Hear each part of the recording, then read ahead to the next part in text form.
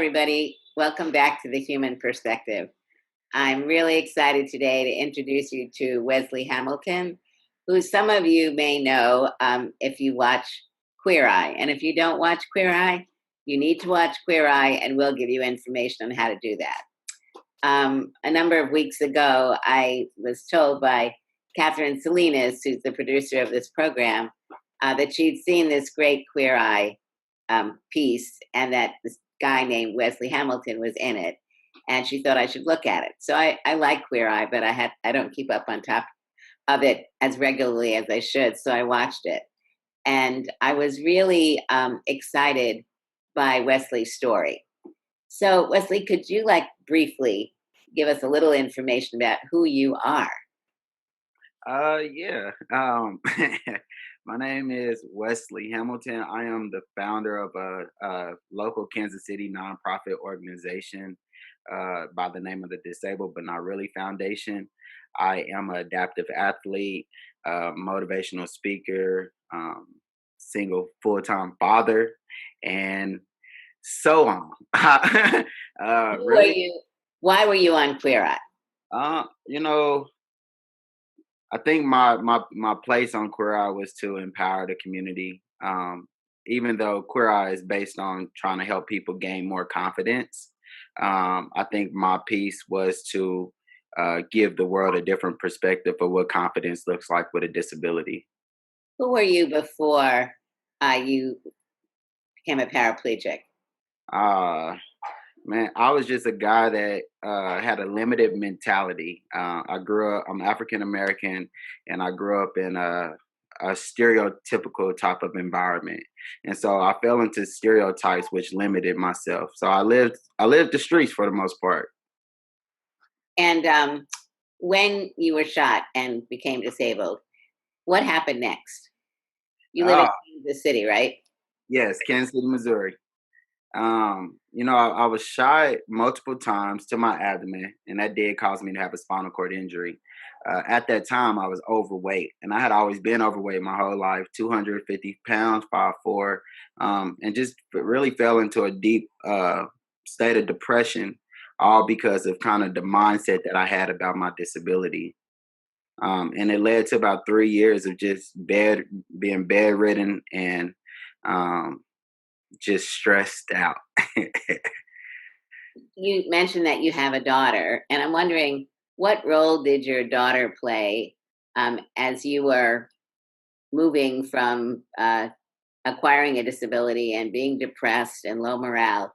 How did she help you move forward? Um, well, I would say for 24 years of my life, I was walking, and then suddenly I have no use of my legs. And this was a whole new lifestyle that I had to adapt to. And it was hard for me to adapt because I had never been around anyone in this position to show me a way to live like this. And but I had sole custody of my daughter. So even though I was going through these years of defeat, it wasn't days, it wasn't months, it was years of defeat. I still was a father, and I had a little girl that um, every day looked at me as just her father, and I was worried about the way the world viewed me because I had a disability, instead of being focused on how this little girl viewed me. And when I realized that my daughter would always call my wheelchair a Superman chair, that gave me strength. It made me want to be a hero. It made me want to do more than the normal, the norm, what I thought I was capable of doing. My daughter gave me strength when all I seen was weakness. And so I see you now as a person who really is on a trail to empower other people, empower disabled individuals, and I think also through your example, help people who don't have disabilities really get a better understanding of disability as a normal part of life. So maybe you could give us a little more information about what helped you transitioning to seeing yourself as a person who is not only empowered personally, but views your role as helping to empower others. Since growing up and really falling into traps of stigmas and stereotypes, and even to getting physically disabled, and then falling into a trap of what I thought was a disability, or the way I had to live with a disability because of what was viewed to me, what I saw from my own lens. So like right now, I just feel like I'm driven to empower people because I know there's a better way. Like I know there's more than what I was always taught. I know that, the 3 years that I fell into depression and being overweight was because I thought that was the normal way to live with a disability until I empowered myself and did more. And And why did you have that view? because as I was growing up, the only time that I really was around kids or people with disabilities was in school. And they would always separate them in what they would call a special education class. And like, I never understood what special ed was, but it made it seem like you had to be special and there was an issue. And because they had so many diverse disabilities in this one room, it was hard for you to just look at them like a normal person. It was always separation. So that was my views. And then as I grew up, you always had people that told you not to stare, don't ask, or things like that. And so when you get injured and something actually happens to you, now you feel like people shouldn't stare, or that's what they're going to do, or they can't ask you. And you just fall into this trap and this depression. And I just want to show people that you can be confident, you can be happy. Just because you're disabled doesn't mean that you limited. It's the way you think about your situation. And I think also, the issue of staring, I get the sense that you now like when people look at you because you're also doing modeling, right?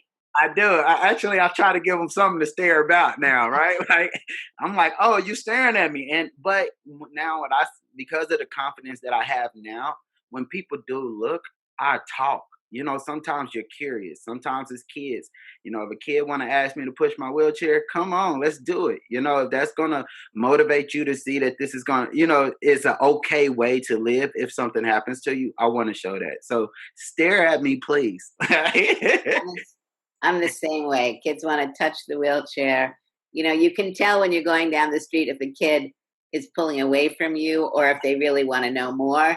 And for the kids who want to know more, it's like, oh, have you ever seen this chair? Do you want to touch it? You want to ride on it? Yep. Um, I'm interested in learning also about what it is you've been doing in the community. So give us a little bit more about the organization that you've started and what you see as some of the outcomes of the work you're doing. Oh yeah. So with disabled but not really, the basis behind that is, in my mind, disabled is a mindset.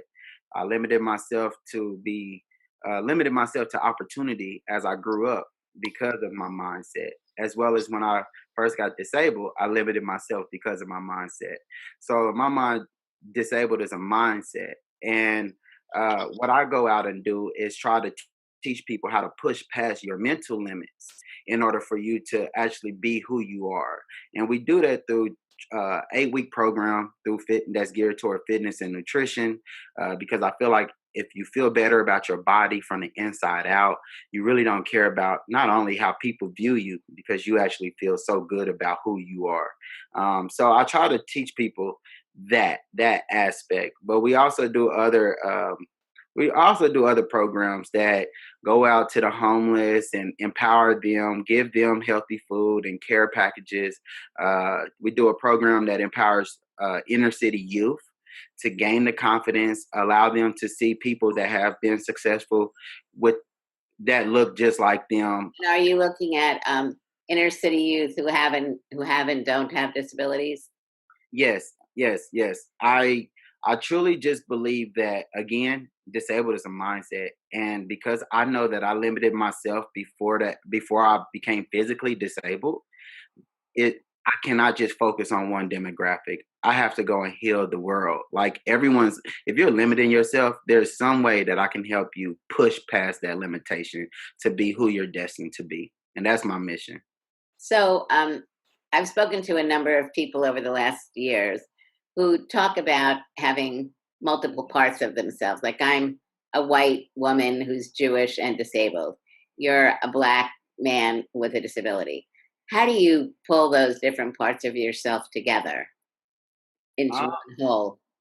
well, for me, I just feel like as being African American and disabled, we these two demographics face, a lot of rejection in the world, a lot of judgment, and so for me, that's adversity at its finest.